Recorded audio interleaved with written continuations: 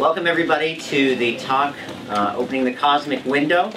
This is a talk about the future of planet Earth and the fact that we've had beings visit our world that have come here to help move humanity forward, and their efforts were shut down. Specifically, how many people here have heard of Nikola Tesla? Yes. Yeah, makes sense. He lived the last, I want to say, was it 30 years of his life at the New Yorker, something like that, and they actually have a plaque over there for him, which is great to let people know more and more about Tesla. In the last few years, more and more information has come out about Tesla, not only because of what he did and news and people understanding more from the internet, seeing things on YouTube and what have you, but also because of the Tesla car. The engineers named it the Tesla after him, which is fantastic because what did Tesla see? He saw a world where there was no shortage of power for everybody, where we could have one tower that would power the entire world with energy. But the world at that time didn't have or share the same vision he did. But first off, before we get into that, a little bit about who we are. David and I are students at the Unarius Educational Foundation. We're in booth 300, Unarius, U-N-A-R-I-U-S. And it is a spiritual school, an interdimensional school, where we teach people that you are an energy being. Every one of you are energy beings. And everything that you are today, right now, this moment, is made up of what you've done before and what has happened with your life in this lifetime, and also many, many lifetimes. So you are essentially a computer, but even much more complex. All those experiences that you have gone through in those different lifetimes and civilizations and societies have made up who you are today, and your inhibitions, your problems, and also your development. You know, if you have certain proclivities or abilities in music, in art, in science, in technology, you know, we all know people that certain things come so easy to them, and it's just incredibly difficult for us to do. And it's not because, you know, some god on a throne somewhere looked down and said, okay, you're going to be the technological wizard, and you're going to be the art wizard, and you can't do either or. You know, you're either going to be one or the other. It's not that way. Those are developments that every one of us have developed over many, many lifetimes. So people often look at an advanced genius like Tesla and wonder, you know, how could he do that? How could he see those things in his mind and develop these tremendous technological advances? And you think about it, he was doing these things when people are getting around in horse and buggies. How could he do that and I can't do that? How come I had so much trouble in, you know, algebra or whatever, and here this guy comes along and he just developed these magnificent things? Well, the reality is he spent many, many lifetimes developing that ability, and it was just as natural for him to express those things as it is to be there. You know, same thing with a Mozart, same thing with a Beethoven or a Da Vinci. So now you say, well, why are you guys talking about Tesla? You are with Unarius, this interdimensional spiritual school.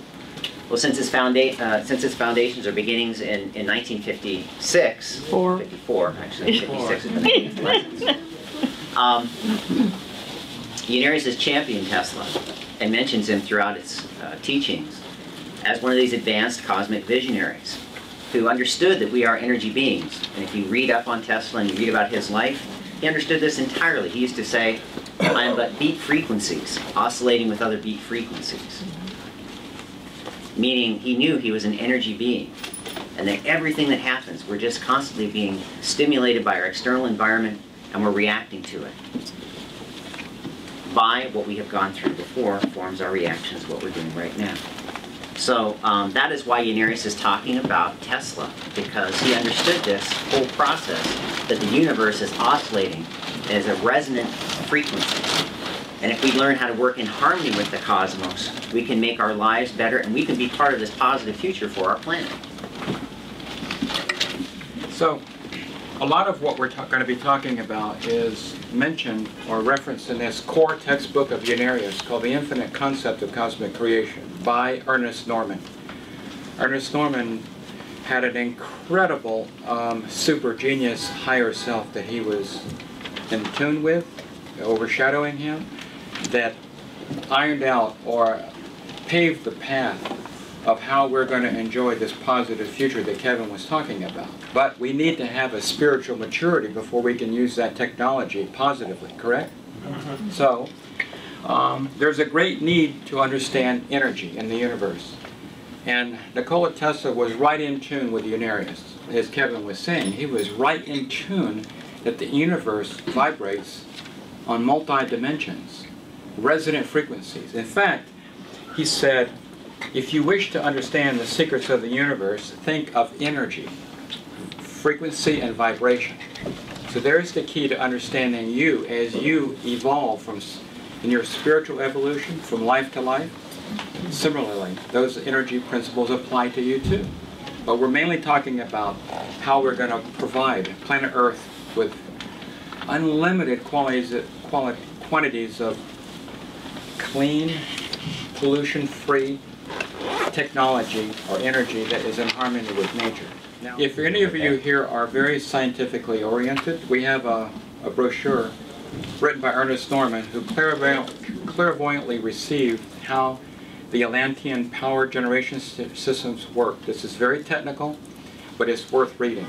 This described how and why it was shaped in the form of a pyramid, and inside the pyramid in Atlantis was this generation system that was able to induct energy from the fourth dimension. Now, when we're accidentally doing that in a negative way, like I said, when we split the atom and we experiment with fission and fusion. You follow me? Now, in 1945, when we set off these bombs, this also affected other dimensions. Not just this world. It also had effects on other planets, because it does touch part of the fourth dimension.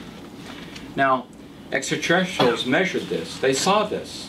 They could tell something weird was going on, and so they sent ships to investigate what the heck is going on here. So in 1945 began a tsunami of a lot of ships visiting and finding out, what the heck are we doing? They could not interfere. They cannot. That would be going against universal law to do that. They'd incur karma themselves. Correct. You know, if they came here and said, we're going to straighten up your mess. But they can inspire people through the intuitive processes, through the inspirational processes, the scientific inventiveness. They can inspire, and they have inspired a lot of inventions already. We're bringing this truth to you so you know the truth, that Nikola Tesla described how this future could be brought about. But what we're saying is, in Unarius, we have to have that spiritual maturity before that technology can be used properly. Does that make sense? Yeah. So this is why Unarius is here, to explain you are on a journey. Your energy, you know, you're expanding it, expanding your awareness, your consciousness. You're on a spiritual evolution. This is the part Darwin didn't talk about. He only talked about the physical. Ready? You're set. Okay.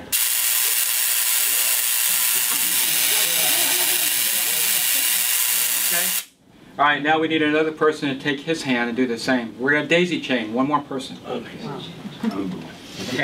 Still nervous? No. I want to know how it works. Exactly. Hold hands tight, like you mean it. All right, ready? Yeah. Here we go.